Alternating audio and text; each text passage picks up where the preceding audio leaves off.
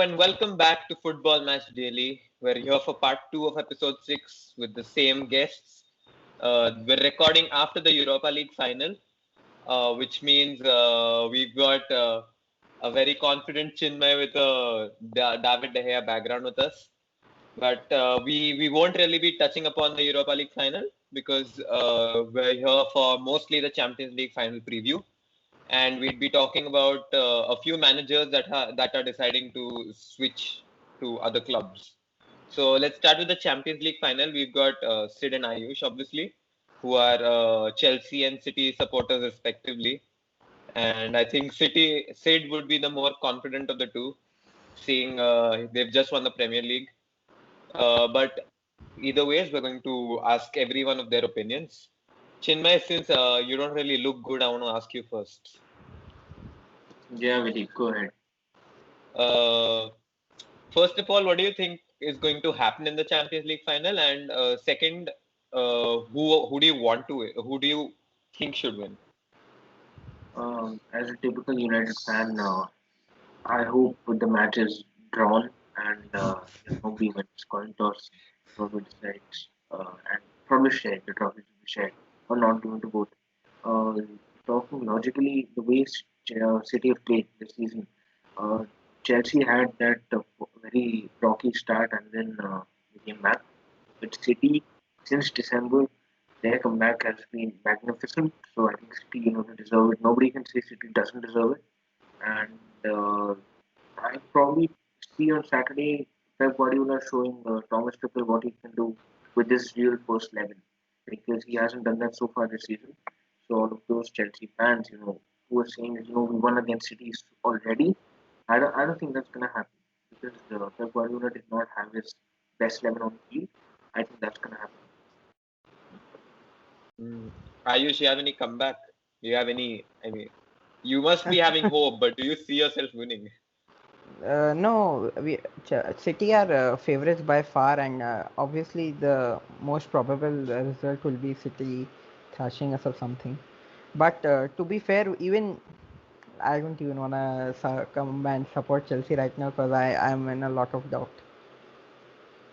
Uh, Raghav, you have we saw Europa League a very good Europa League final game, I would say. A very good Villarreal performance overall, but United showing resilience in the second half. Maybe they should have gone for the winner, some would say. But do you expect the Champions League final to go the same way? Maybe Chelsea showing a good game, but then City failing to capitalize, but then Chelsea eventually winning. I think I think it's going to be a very equal game. This is because now since Tuchel has come in, Chelsea have really become defensively solid. And Man City's attack, we don't have to talk about. They have Foden is firing, then De Bruyne and the false nine, and Mahrez is also firing. So I think it's going to be a game of defense versus attack, if you can say. Although even Man City's defense is very solid for that for the yeah, I feel that it's going to be a game of attack versus defense. I think it'll be a completely different game from the Europa League final.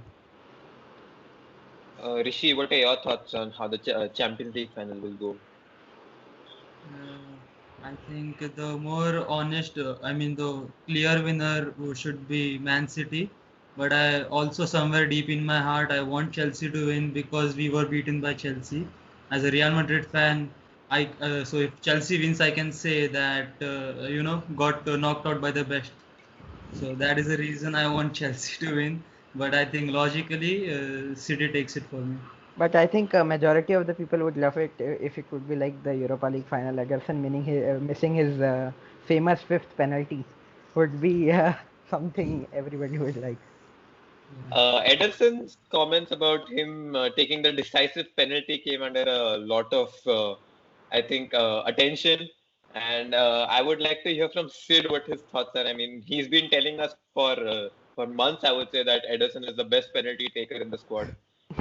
But him not taking a professional. Sid, don't say that because if he misses, you can see what's happening. You can see what's happening to all United fans in the world. Well, our level is not very high, so the best doesn't mean that he'll score. So it's fine. Best among them, Yeah, it's like Imagine Sid going on record saying that Ederson's going to score and then he misses and then next episode he comes with Ederson's background. That's Those are things I'm really looking out for. But Yeah, still, that's why I would be saying stuff like that on record. in all seriousness, though, what do you expect from the Champions League final? I think, yeah, like everyone says, City are favorite, but that doesn't mean I'm 100% confident. I think Chelsea are a good team under Tuchel as well. They've grown a lot, but I feel that obviously we have the edge. But if Chelsea do win, I think it'll be similar to the way they won against Bayern. A late goal and then penalties. That is.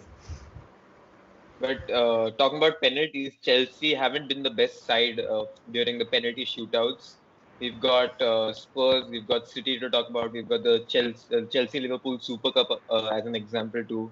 So Ayush, I would be quite sure that you would not want the game to go into penalties. Uh, Firstly, if we can hold the game till the penalties, it's an achievement. Secondly, yeah, I would not like the game to go to penalties, not because we missed the last three competitions because of penalties, but because penalty is always 50-50. You can't be sure. Winning the match clear cut is always a more valuable win for you.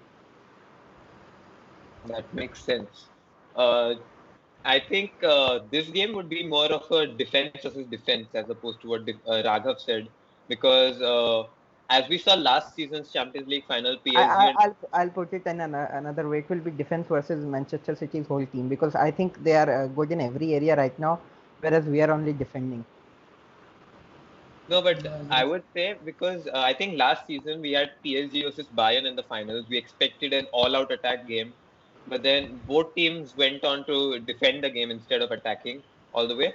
And I would say it's going to be something similar because I think City have the best defense in Europe. Chelsea second close, I mean close second. But either way, I think Chelsea would be more confident defending than attacking. That's why I would say it's a more defense versus defense game. Chinmay, what do you think would Tuchel would want to do? I mean, would he want to spring with some surprises or a same I think outlook? I mean, the way he's gone about for the last few games, the same way. I think the thing we've all noticed about Thomas Tuchel in his career so far is that he always looks to counter the opponent. So, as you just rightly said about the defensive part, that is the only fear I have for tomorrow night. Because when two big, huge tacticians come against each other, you might not be to win, but you might be just not to lose. If you know what I mean. Both teams might just, if one plays three in the midfield, if Pep plays three in the midfield, Thomas Tuchel might play four.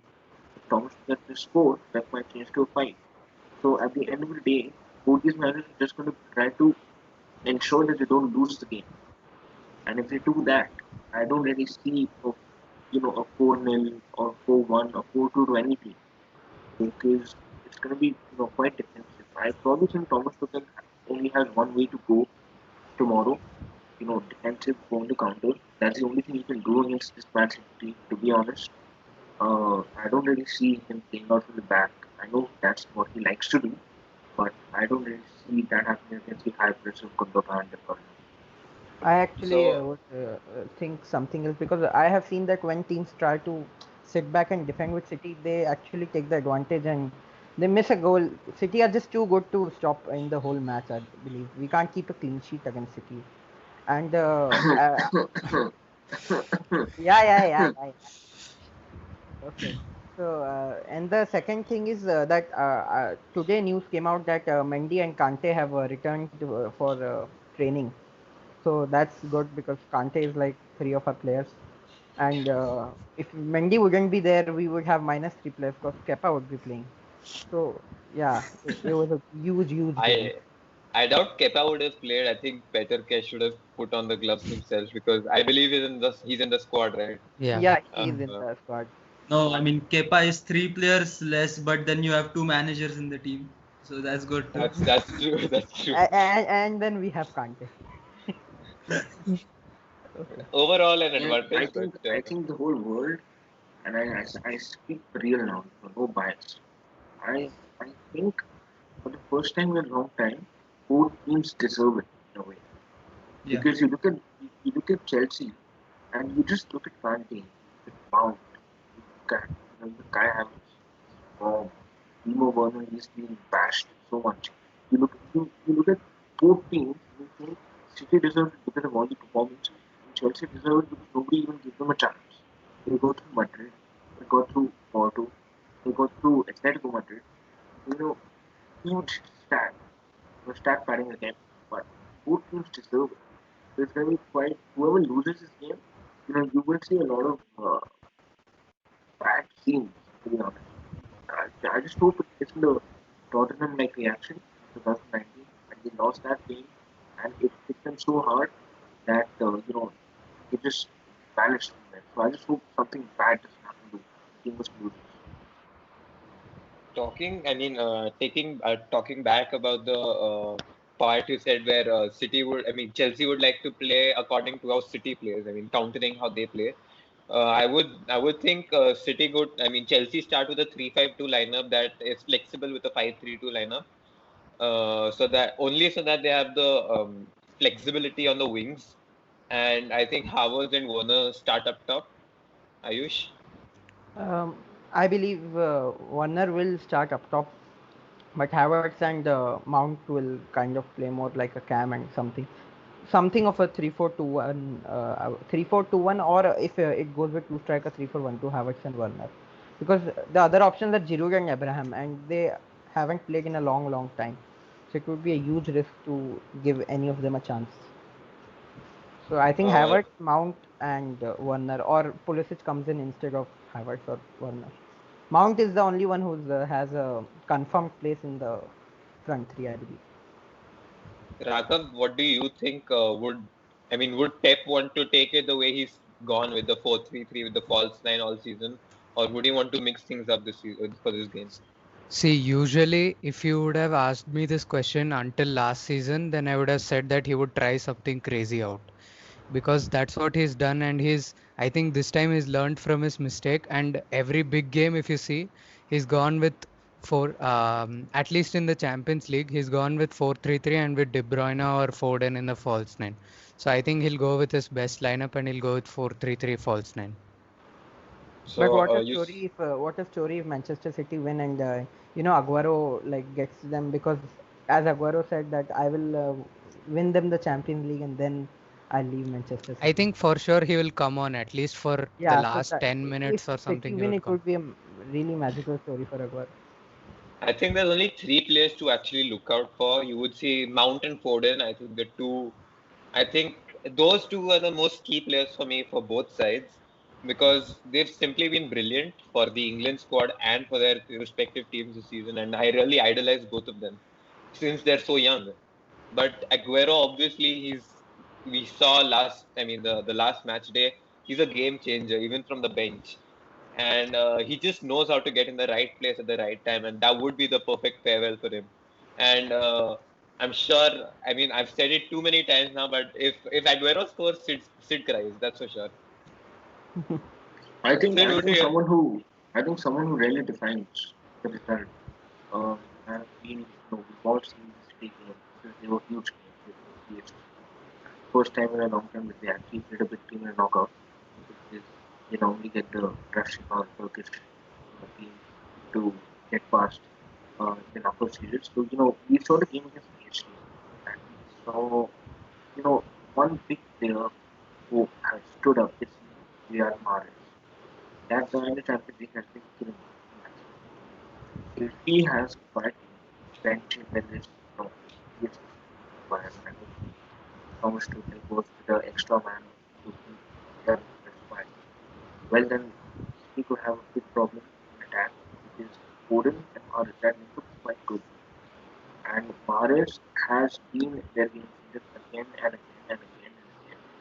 So I really think that Mahrez will be City's man of the match tomorrow and will be the game changer rather.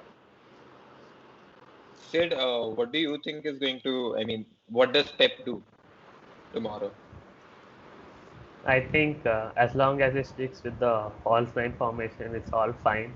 And anything other than that, and don't expect City to win. I think Pep really has to figure out only the way how to counter Kante. I think if he gets Kante, then he can keep us shut for the whole game. Because But you can't shut Kante, can you? He's yeah, everywhere. yeah, that's true. That's true. And I'm sure if maybe someone like Fernandinho starts, then maybe Kante can be kept in control. But then when someone who's not as experienced, maybe someone like Rodri starts, then it wouldn't. Cancelo and Rodri in midfield maybe. Yeah, if I don't Rodri know. starts, it wouldn't really watch the match, I think. Um, so as a conclusion for this topic, what are your predictions? Let's start with Sid. I'll say 2-1 City. Raghav, I'll go 1-0 City. Ayush, I'm gonna go out like an idiot and say that Chelsea is going to win this game with 2-1. Chelsea scored 2 against City in a Champions League final. Yeah, Werner and Mendy are gonna score. No, but genuinely, I think 2-1 we can do it. The keeper jokes are getting too much now. Rishi, 2-1 City. Chinmay, 3-1. 3-1 to Manchester. Videep. and 3-0 City. Oh, 3-0. Ooh. No, because I don't think. Right. I think the only way and the only person who can actually score against City is Mason Mount, and if he doesn't get the support, or maybe if Kante is covered, like I mean, he's marked properly, then I don't really see him getting into the right positions either. So that's the only reason. And I think, especially if Stones and Diaz were to start, then I doubt Werner gets on the score sheet. So. I think that's not really a doubt. Stones and Diaz will surely start, and if they don't, then it's again Pep doing crazy things in the Champions League. Anyway, moving on, we've got quite a few managerial swaps going on today. The most, I think, the highlight would be Allegri switching to Juventus, and Pirlo is either going to be sacked or going to be demoted to the assistant manager position. So, what are your thoughts on that? So most likely, I think he's going to be sacked, or he might become like a youth team coach. But I think Juventus really had only two options, which was either bring Zidane, because just today again the news breaks out that Zidane will leave Madrid for sure, or they could have gotten Allegri, who was linked with a Madrid job. So I think Allegri is like a tried and tested method, if you could say that he was quite successful at Juventus. So yeah, I think it is a good change for Juventus. So, would you say it's a good thing for Juventus? So, like everyone agrees, it's a good change for Juventus then. I think that it's good that Yeah, Pirlo should not have been the manager. I don't know if Allegri is the choice or Zidane is the choice, but Pirlo, I don't really think Pirlo was the right man right now for Juventus. so look, Juventus need a big rebuild. Everybody in the world knows that. The current team Juventus has isn't coming at any given Juventus levels. So to get a rebuild, you always want a manager who you know will stay, or you have faith in. And as Raghav said, Allegri is someone who's been beautiful relationship with the board and the team. So of course he was that option never going to go to. But see, now this is the why I look at it. He plays pragmatic football to the highest level. He's Jose Mourinho's brother in that manner. So now I think is this appointment probably signaling into a certain number seven that this is your time to be? And quite logical too, because if you want to rebuild, why would you want in of course Nando's a very, very big player, but why would you want him to stop your rebuild? So is this appointment probably the end of Cristiano Ronaldo? I think it's quite evident that Ronaldo was going to leave anyway. But moving I on, have some we've got. interesting news. I have some interesting news for all of you and all of the viewers because about 30 minutes before the final started here last night, Dia Smith, who is quite a reliable journalist, she came up with a news saying that the Glazers have met with George Mendes and have met with Ronaldo's representatives. Again, as I've been saying this on every single show, it's a PR move again. If Ronaldo joins United, shirt sales go, sponsors go wild, Glazers earn money. So of course, it is something the Glazers will want to do. Of course, all United fans are depressed right now. If Ronaldo comes back, again, the tide turns, everybody's Glazers for 2 minutes. That's what they think, at least. So, you know, huge news if Ronaldo does choose United, or if United choose Ronaldo, actually, uh, it's quite a huge news for the Premier League and for United. So, we've got news that Conte was sacked or left. We're not sure yet from Inter Milan after winning them the title. No, I mean no one's been linked with the Inter job as such yet, but that is a news to look out for. Conte is now a free manager, and the Inter job is available. Another interesting fact is that Mauricio Pochettino seems interested in the Spurs job once again, and seemingly he isn't comfortable in the French capital and doesn't want to stay there for too long. So he might be looking to go back to Spurs now that Mourinho was sacked a while ago, and only Ryan Mason is the interim manager as of now. And obviously Zidane has left Real Madrid, and we don't really have anyone. I think Conte is the only one who's being linked with the Real Madrid job right now. So Allegri was being Did linked, you, but did you, did you he read went this to. tweet? Did you read this reliable tweet? And I was stunned when I look at it because apparently Zidane leaving was decided yesterday, and he called all the players personally and told them that he's leaving. So of course, it is something which must have been in the back of his mind because this shocking tweet said if Jose Mourinho would have waited for 2 weeks, Jose Mourinho was going to be the new Real Madrid manager. Perez already had this deal with Mourinho. Whenever Zidane leaves, he will come in.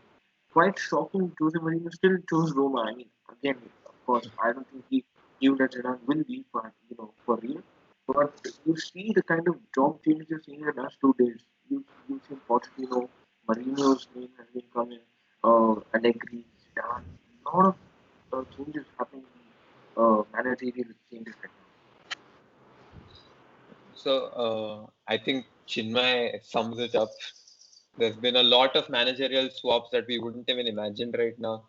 I think Napoli's manager has also quit. Lille's manager has also quit. So there's a lot of shock sackings and maybe resignations going around. But and there's going to be a lot of stuff to look out for. So to end this segment, we've got a few transfer rumors. First of all, beginning of the week, we had David Alaba, who was confirmed to join Real Madrid. Rishi, what are your thoughts on that transfer? I think it would be great for Madrid because talks of Ramos leaving, talks of Rafael Varane leaving, that leaves us with Militao and Nacho. So I don't think I'm not really sure who's gonna start, but I think having a experienced centre back would be a great. So you're happy with the signing of David Alaba then? Yeah, sure, I am.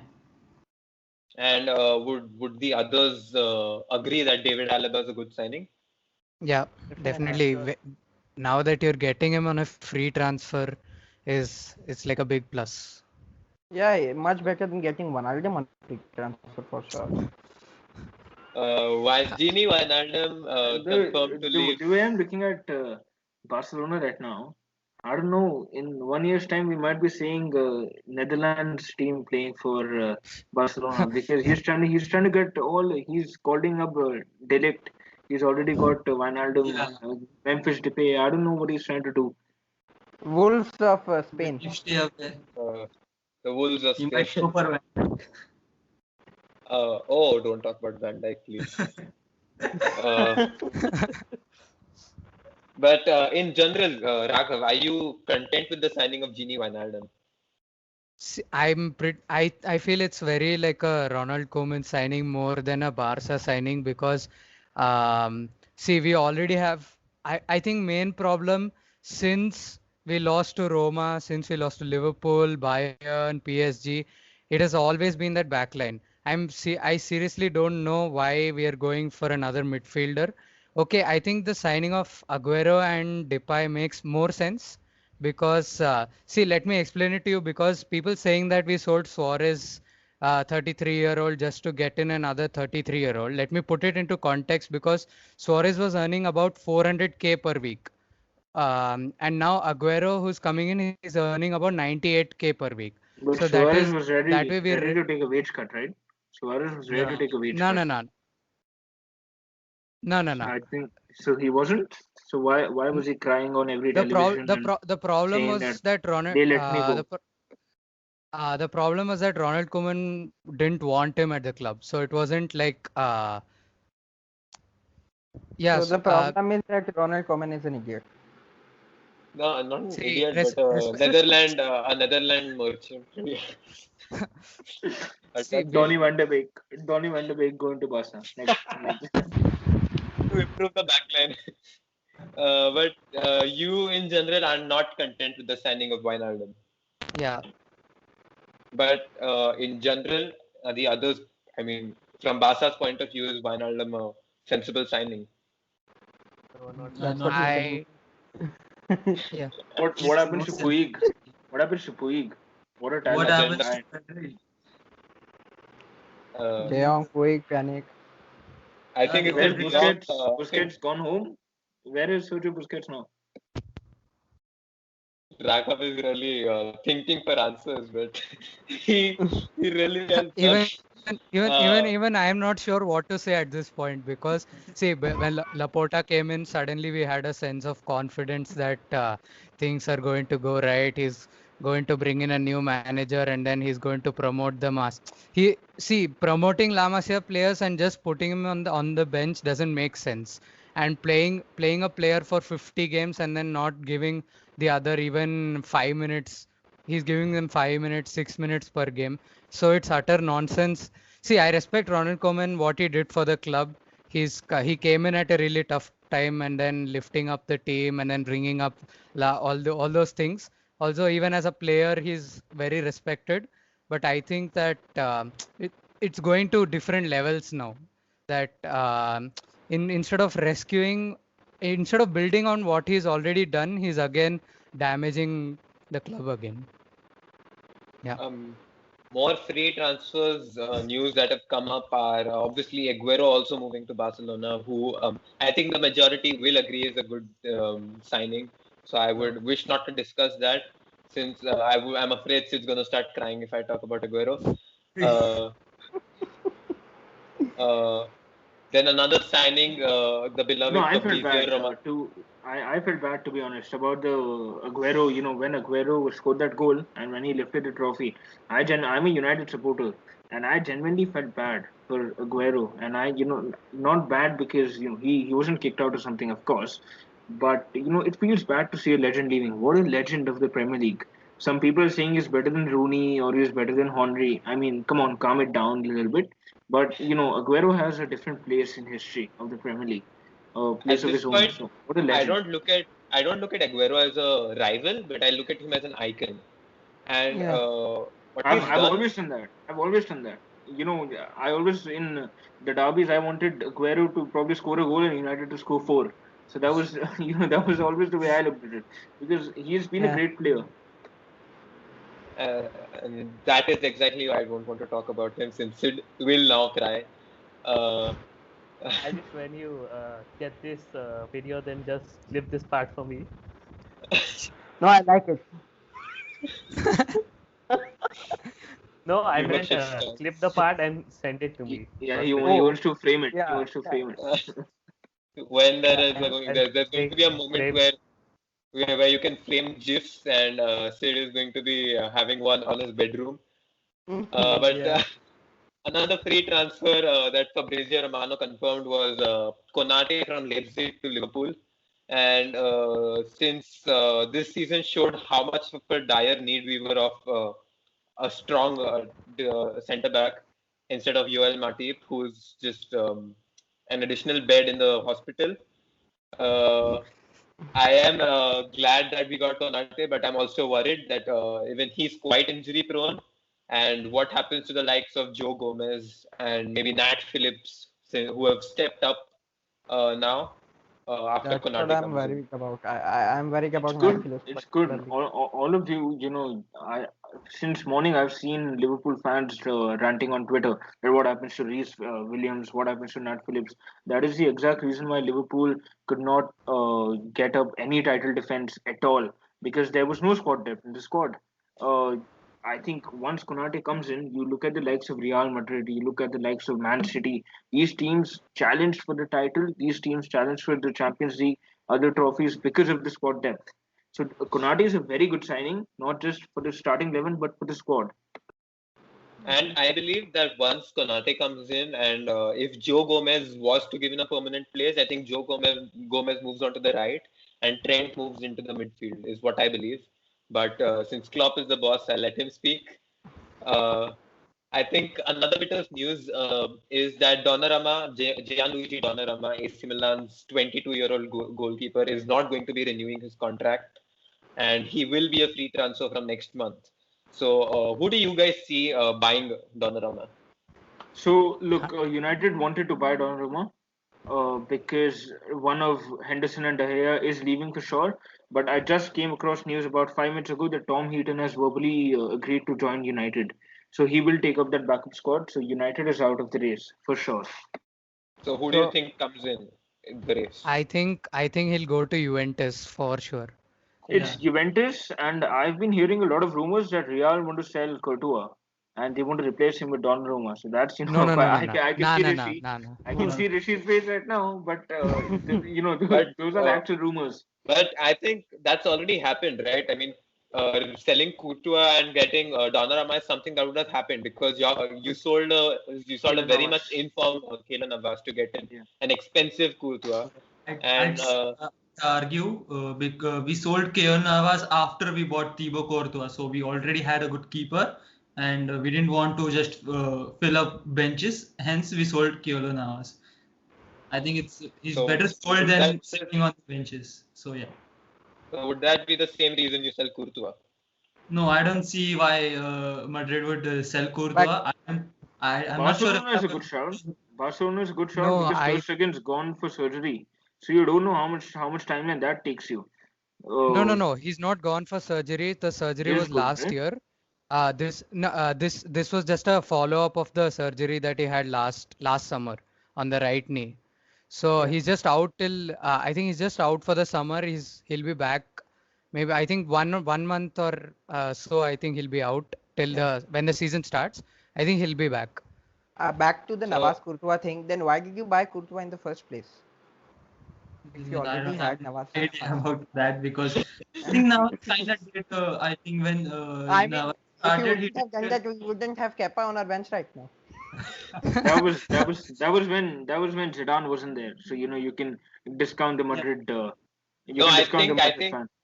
Real Madrid saw that one Champions League knockout game where Messi humiliated Courtois against Meg- Chelsea, yeah. and they thought that maybe seeing him do that twice a season would be great.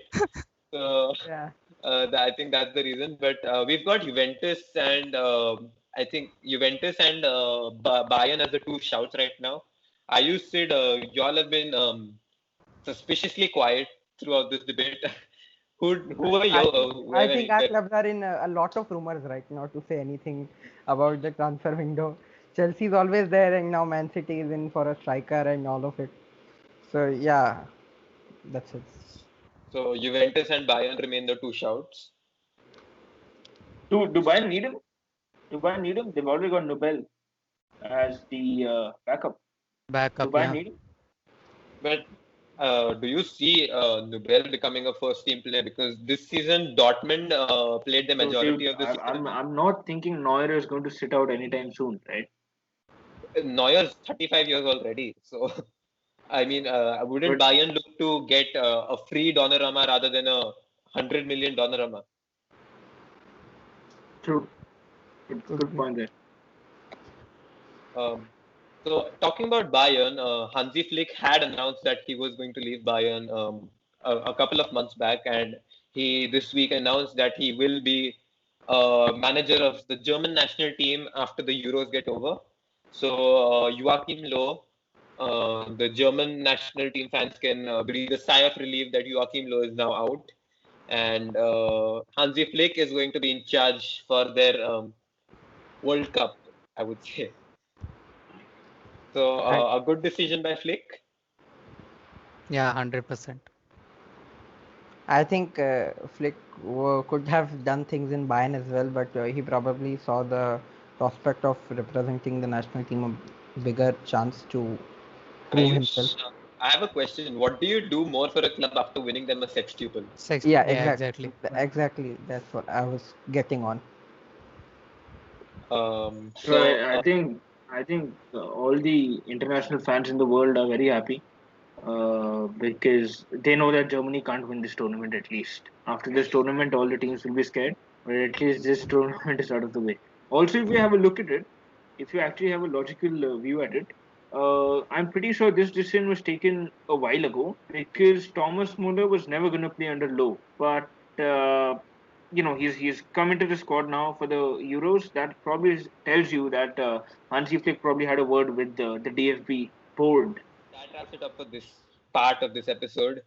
We've had a good two-parter, and I would just like to remind Chinmay that the defeat of Villarreal would be quite fresh, and we wouldn't ever let you forget it. So that's our promise from our side.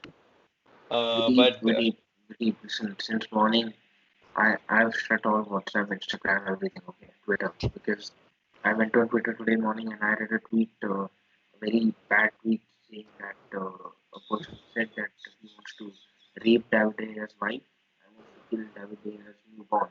So again the dark side of Twitter. So I left.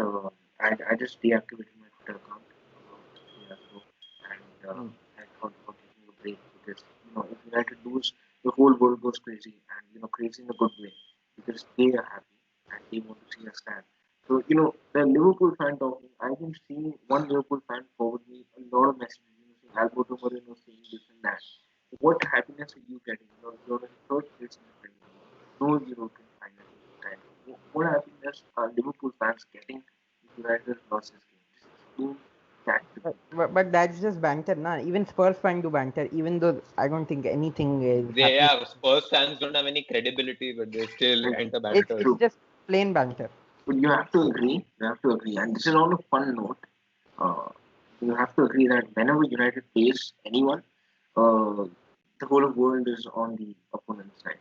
That's true because See, Manchester there are United is a huge club, okay, and then there's obviously there's opposition fans like us who don't want you to win because only for the banter, because I think I personally know of 5 people who are United fans, and as a friend, I would want to tease them on any occasion.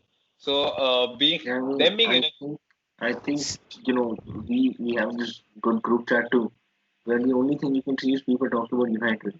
So yesterday you must have been very happy seeing all of these people angry. See, the thing with United fans is that 2 out of 100 people will be very sensible fans who know properly.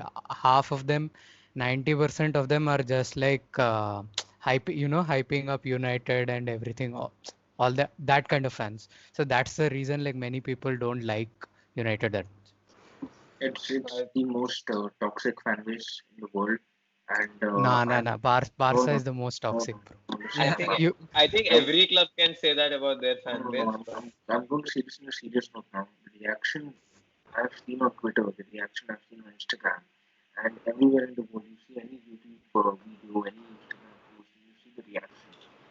I have no problems in agreeing that United is in shambles. I'm not talking about the team, I'm talking about the fan support, I'm talking about the ownership, and the fans are stupid. I mean, if you can't support a team or a player during during a bad time or a bad night, Rashford has carried this club with Bruno Fernandes and Luke Shaw throughout this whole season. One bad game and everybody's, okay, one bad game and everybody's accusing him. One bad game and everybody's, throwing racial slurs at him. So you don't deserve to watch football.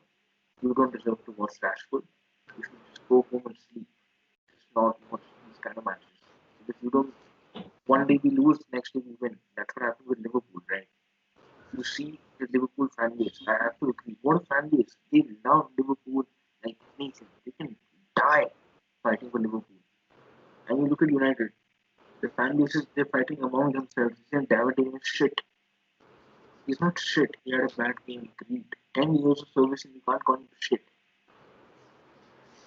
I think half your team had a bad game, and then wrongly so they were. I mean, they were abused to no We extent should on have social we media. should have won it in the 90 minutes. Ole Gunnar That's Solskjaer, true. I'm only in. I'm only in. I know we said we're not going to cover the Europa League final, but I'm sorry to tell you that Ole Gunnar Solskjaer, I'm only in since day one, but he should have made better changes at better times. Yeah, if you sign someone for 40 million, Donny Van de Beek, you don't put him on the bench. Ole Gunnar Solskjaer was the super sub. Okay, he is, according to me, he is the best sub in the history of the Champions League because he won them the Champions League because of their substitution. His whole career is based on his substitution appearances, and he doesn't know when to make a substitution. What the hell is going on? It's iconic.